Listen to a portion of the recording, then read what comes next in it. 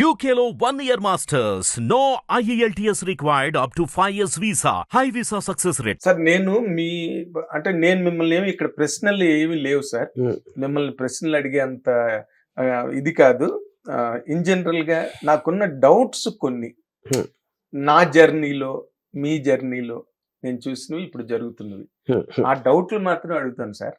మీరు వాటిని క్లారిఫై చేస్తే చాలు. ఇప్పుడు మీరు బాలీవుడ్ నుంచి టాలీవుడ్లో ఒక రికార్డు క్రియేట్ చేసి ఇక్కడి నుంచి బాలీవుడ్కి వెళ్ళి బాలీవుడ్ని కూడా డామినేట్ చేసి రామ్ గోపాల్ వర్మ అంట ఒక షేక్ ట్రెమర్ ఇచ్చిన మీరు ఈ జర్నీలో మీరు ఏం నేర్చుకున్నారు సార్ సినిమా ఇండస్ట్రీ నుంచి మీ సినిమా కెరీర్ నుంచి? Is there something special to tell us? See, I think I want to quote Socrates. The more and more I know, I realize that I know nothing. I think that is the only thing I can just copy that line bit by bit. ఎందుకంటే చాలా మందికి ఒక అపోహ ఏముంటుందంటే experience తోటి మీరు better అవుతారు, అంటే ఎక్స్పీరియన్స్ అనేది మీకు యాడ్ చేస్తూ ఉంటుంది అని అనుకుంటారు. But it's not necessary true, because the more experience you have, it is nothing but you're constantly changing your mind. అంతేగాని దాని గ్రోత్ వర్టికల్ గా ఉంటది అనేది చాలా అపోహం. మొక్క పెరిగినట్టుగా పెరగదని. అది కరెక్ట్. ఇంకోటి ఏంటంటే ఇప్పుడు మీకు మీ ఎక్స్పీరియన్స్ అనేది ఇప్పుడు మీరు ఒకటి తెలుసు అని అనుకున్నప్పుడు కంప్లీట్ ఆపోజిట్ గా ఇంకోటి ప్రూవ్ అవుతుంది. ఆ ప్రూవ్ అయినప్పుడు మీ అంతవరకు తెలిసిన మొత్తం మటాషే కదా, మొత్తం చదవట్లో పాడేయాలి.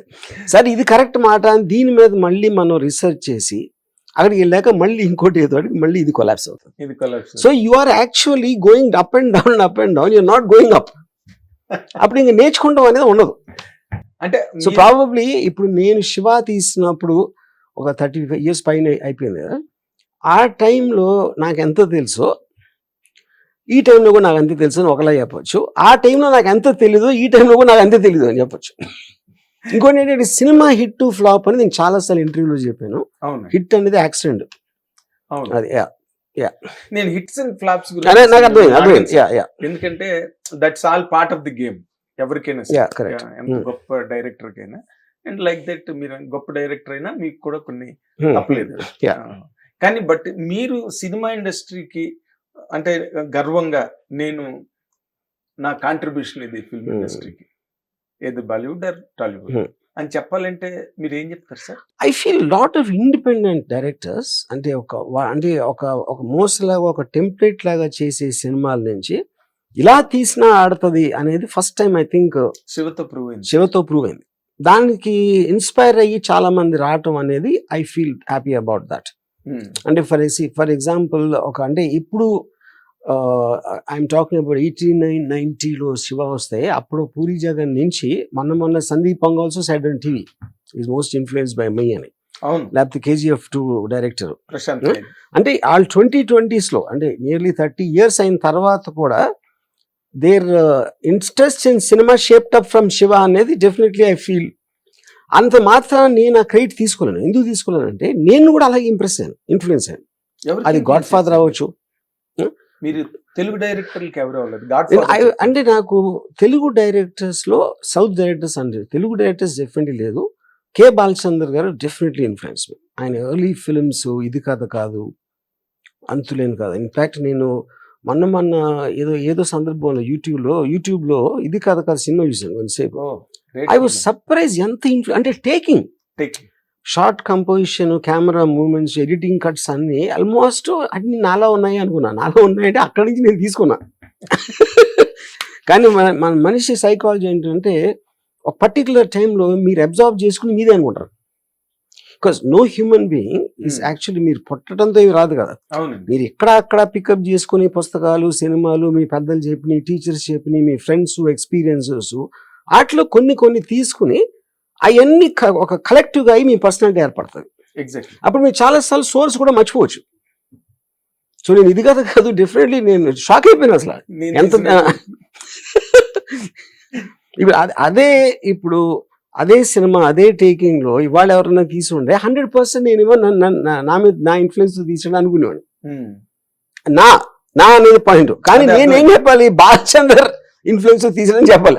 అలా చెప్తే ఎగ్జాక్ట్లీ సార్. అంటే తెలుగు డైరెక్టర్స్ లో ఏ ఒక్క డైరెక్టర్ మిమ్మల్ని అంటే రైట్ ఫ్రమ్ కేవీ రెడ్డి గారు, బిఎన్ రెడ్డి నో గారు నాట్ ఇన్ని క్లాసిక్స్ వచ్చాయి No. ఈ సినిమా? అక్కడ దానికి డిఫరెన్స్ ఏంటంటే ఇప్పుడు ఫస్ట్ ఆఫ్ ఆల్ డైరెక్టర్ అనే దానికి మనం ఒక ఏంటి డైరెక్టర్ అనేది ఒక డెఫినేషన్ ఉంది అనుకోండి. మీకు ఒక స్క్రిప్ట్ ఉంటుంది, ఆ స్క్రిప్ట్ లో మీరు యాక్టర్స్ పర్ఫామ్ చేస్తారు, మీరు కెమెరా ఎక్కడెక్కడ పెడితే ఎడిటింగ్ లో దాన్ని తీసుకొచ్చి ఒక emotional impact, that is what a director does. కానీ true definition of a director in the auteur theory, మీ పర్సనాలిటీ స్టాంప్ ఉండాలి దాంట్లో, చెప్పే విధంలో క్యారెక్టర్ క్రియేట్ చేయటంలో కానీ ఎక్కడో మీ పర్సనాలిటీ అనేది రిఫ్లెక్ట్ అయితే అది మీకు ఒక స్టాండ్అవుట్ కింద ఉంటుంది. ఎగ్జాక్ట్లీ. అది నేను వాళ్ళు సూపర్ హిట్లు తీసి ఉండొచ్చు, but I don't think that directors, ఏది నా డెఫినేషన్ ఆటియర్ థియరీ ఆఫ్ దాంట్లో పెడితే ఆల్ఫ్రెడ్ హిచ్కాక్ అది, స్టీవెన్ స్పీల్బర్గ్ అది, జేమ్స్ కెమెరన్ కూడా కాదు. ఎందుకంటే James Cameron extraordinary visuals create చేసి దాంట్లో నుంచి ఒక మీకు అబ్బురుపరిచే ఇది మాట అద్భుతం చూడటానికి, అది అని టేస్ట్.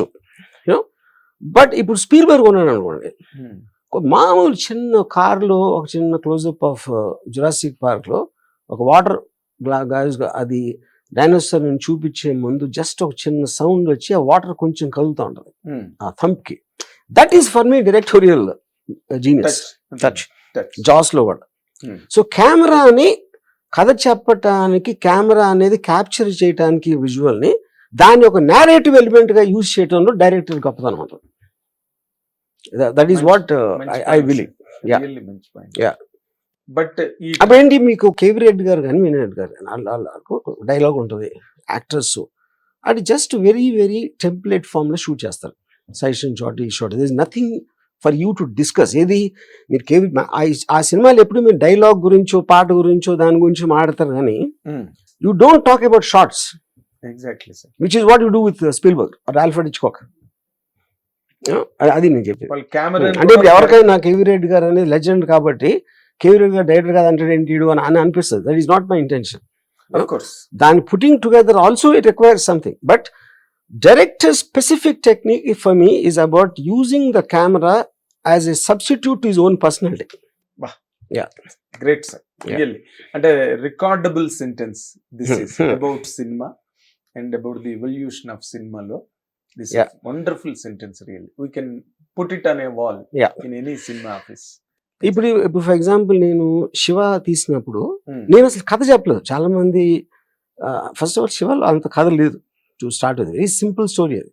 నేనేంటి కాలేజ్ చూపిస్తే క్రేన్ అలా కిందకు వచ్చి ప్యాన్ చేస్తే ఒక టైర్ ఒకటి దిగాడు, ఆ రోడ్ క్రాస్ చేసాడు, ఈ ఇంటర్కట్ ఇది ఇలా నేను షార్ట్లు డిస్క్రైబ్ చేసినందుకు నాకు అనుకున్న స్టూడెంట్స్కి అంత ఒక ట్రస్ట్ వచ్చేసింది నా మీద. అంటే ఈ నోస్ సినిమా అనే ఫీలింగ్ వచ్చింది వాళ్ళకి. ఫస్ట్ నా కథ నచ్చిందని ఎవరు వాళ్ళు they couldn't believe that nobody ever narrated story in shots. అది కూడా ఉట్టు ఓపెనింగ్ సీన్ ఒకటి చెప్పినాను. నాకు ఇంకా గుర్తుంది, సురేంద్ర కాంటికి అని రోడ్ నెంబర్ 14 ఒక రెస్టారెంట్ ఉండేది. అక్కడ నేను మధ్యాహ్నం నేను శివ ఓపెనింగ్ సీన్ చెప్తే సురేంద్ర ఎక్సైట్మెంట్ తో లీక్స్ చేతులు పట్టేసి and he decided to do the film at that time. కానీ షాకింగ్ సార్ ఇది.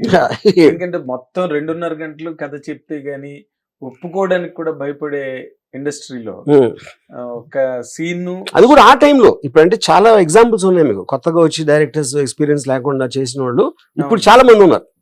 అప్పుడైతే అసలు ఇంపాసిబుల్ నెక్స్ట్ ఇంపాసిబిలిటీ అది. నేను అందుకే నేను ఆ టైంలో 2.5 గంటలు ఒక రైటర్ వచ్చి కూర్చుని చెప్తే గానీ అప్పుడు కూడా భయపడుతూ సినిమాలు తీసే రోజుల్లో మీరు ఒక సీన్ షార్ట్ డివిజన్ చెప్తే మరి అది మీ గొప్పతనమా యార్లగడ్డ సురేంద్ర గారి గొప్పతనం మాత్రం మీరే చెప్పాలి. 100%. ఇప్పుడు Surendra also is very educated person.